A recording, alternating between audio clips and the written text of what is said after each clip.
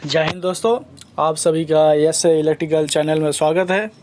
आज का वीडियो में हम ट्रांसफार्मर के बारे में सीखेंगे, जानेंगे ट्रांसफार्मर का जो बेसिक वर्क है, ये ट्रांसफार्मर हमारा कैसे काम करता है, इसी के बारे में हम जानेंगे बेसिक चीज़। दोस्तों, आप सभी को मालूम है कि ट्रांसफार्मर जो हमारा है इलेक्ट्रिकल में मेन वर्क है ट्रांसफार्मर का।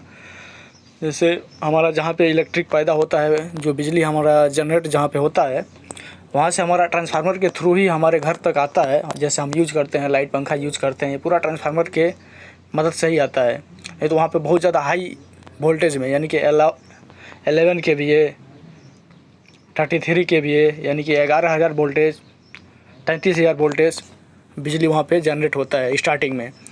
वहाँ से स्टेप अप करके फिर स्टेप डाउन, मतलब जैसे जैसे हमको आगे ज़रूरत पड़ता है ऐसे ऐसे हम यूज करते हैं। जैसे मान लीजिए हमारा बिजली जनरेट हुआ 11,000 वोल्टेज पे, वहाँ पे हम उसको स्टेप डाउन किए, फिर ट्रांसमिशन हुआ, फिर हमारे घर तक आया, फिर 440 वोल्टेज, फिर 440 वोल्टेज से सिंगल फेस में हमारे घर पे आया, फेस और न्यूट्रल 220 वोल्टेज, जिससे हमारा घर में लाइट पंखा एसी फ्रिज कूलर मोटर जो भी हम चला रहे हैं, यूज कर रहे हैं, आसानी से यूज कर रहे हैं। ट्रांसफार्मर का जो मेन वर्क है यही एक ऐसा मशीन है, इलेक्ट्रिकल मशीन है, जो वोल्टेज और फ्रीक्वेंसी बिना चेंज किए ही सेम इलेक्ट्रिकल को उतना ही में कन्वर्ट कर देता है, मतलब आउटपुट करता है। तो बेसिकली जो हमारा ट्रांसफार्मर है वो दो टाइप का होता है।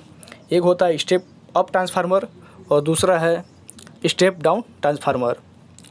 स्टेप अप ट्रांसफार्मर को हम हाई वोल्टेज भी बोलते हैं, जहाँ पे हमारा स्टेप अप यानी कि 33,000 वोल्टेज है, उसको हमें 132 केवीए करना है, तो उसको हम स्टेप अप कर देंगे।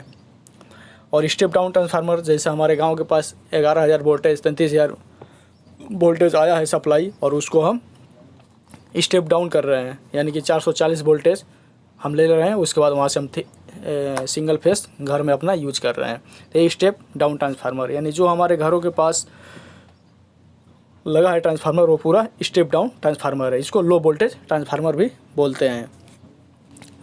ये जो हमारा ट्रांसफार्मर है, ये इसमें दो और होता है इंस्ट्रूमेंट ट्रांसफार्मर, जिसको हम बोलते हैं, एक सीटी होता है और एक पीटी होता है। सीटी बोले तो करंट ट्रांसफार्मर, यानी जो हमारा कितना करंट जा रहा है, फ्लो हो रहा है, वो उसको मेजर करता है ट्रांसफार्मर में। और एक पीटी होता है, वो उसको हम बोलते हैं पोटेशियम ट्रांसफार्मर, यानी कि वो वोल्टेज कितना वोल्टेज जा रहा है वो वोल्टेज को मेजर करता है, उसको हम पीटी बोलते हैं, पोटेशियम ट्रांसफार्मर। ये बेसिक हमारा जो ट्रांसफार्मर है, power transformer oil type transformer होता है, फैन कूलिंग टाइप ट्रांसफार्मर होता है, और ड्रा टाइप ट्रांसफार्मर होता है ट्रांसफार्मर। और ये जो हमारा ट्रांसफार्मर है, इसके पार्ट्स भी हैं, तो आइए पार्ट्स के बारे में जानते हैं। इसका जो हमारा पहला पार्ट्स होता है वो टर्मिनल एंड बुशिंग होता है। जैसे हमारा ट्रांसफार्मर के ऊपर देखे होंगे 3-4 रहता है, 3 फेस और एक न्यूट्रल का, बुशिंग और टर्मिनल रहता है, जिसमें आगे हमारा वायर एक वायर उसमें कनेक्ट होता है, कनेक्शन होता है। उसके बाद एक इनपुट में भी होता है और आउटपुट में भी होता है। इनकमिंग जो हमारा आता है इनपुट, और फिर हमारा आउटपुट 4 वायर ऐसे ही बुशिंग में चला जाता है। उसके बाद होता है हमारा ट्रांसफार्मर टैंक।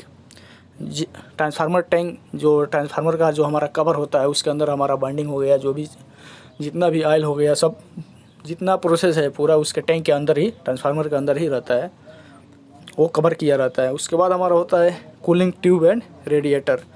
ट्रांसफार्मर के में कूलिंग ट्यूब भी रहता है, रेडिएटर जो हमारा ऑयल टाइप ट्रांसफार्मर रहता है उसमें इसका यूज करते हैं, कूलिंग को, ऑयल को कूलिंग करता है, ठंडा करता है, गर्म होता है उसको। उसके बाद है बुकोर्ज रिले।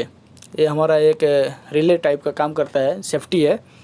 जैसे हमारा कोई ट्रांसफार्मर में गैस हो गया, बुलबुले हो गया, तो उस पर इंडिकेट करता है, बुकोर्ज रिले ट्रिप कर देता है सप्लाई को, पावर को, जिससे हमारा ट्रांसफार्मर जो है वो सेफ और सुरक्षित रहता है।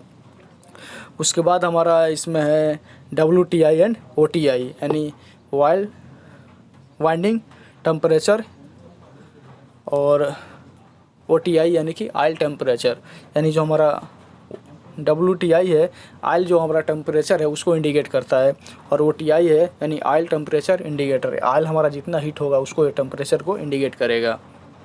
उसके बाद हमारा है एक्सप्लोशन वाल्व। ये एक्सप्लोशन वाल्व एक पतला सा पाइप रहता है, ये कंजर्वेटर टैंक के ऊपर रहता है। जैसे हमारा कभी ये ऊपर वाला जो हमारा सेफ्टी है वो काम नहीं किया और ट्रांसफार्मर ज़्यादा हीट हो गया ऑयल, तो एक्सप्लोजन जो वाल्व है वो फट जाता है और गैस हमारा बाहर निकल जाता है, जिससे ट्रांसफार्मर हमारा सेफ बच जाता है, जलने से बच जाता है। उसके बाद हमारा आता है एक ब्रीदर। उसके बाद है सिलिका जेल। सिलिका जेल है जैसे नमी हो गया, मिक्सचर ऑयल हो गया, जैसे कि हमारा नमी हो गया, धूल मिट्टी हो गया, जो हमारा ट्रांसफार्मर बाहर लगा रहता है बिल्डिंग से बाहर या ओपन टाइप में, तो वहाँ पे नमी मिट्टी कुछ आता है, शुष्क हवा आता है, उसको ये क्या करता है सिलिका जेल अपने अंदर एब्जॉर्ब कर लेता है और फिर उसको हम समय समय पे चेंज करते रहते हैं सिलिका जेल को। उसके बाद हमारा आता है कंजर्वेटर टैंक।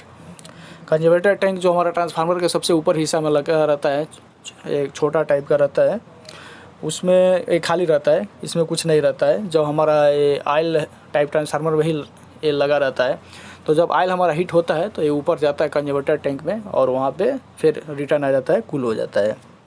ये भी एक सेफ्टी डिवाइस का काम करता है। ये जितना है पूरा का पूरा सेफ्टी में काम करता है, सबका कुछ ना कुछ अपना वर्क है। ट्रांसफार्मर के जो भी है पूरा पार्ट्स है और ये सबका वर्क है। और ये उसके बाद आता है हमारा ड्रेन वाल्व।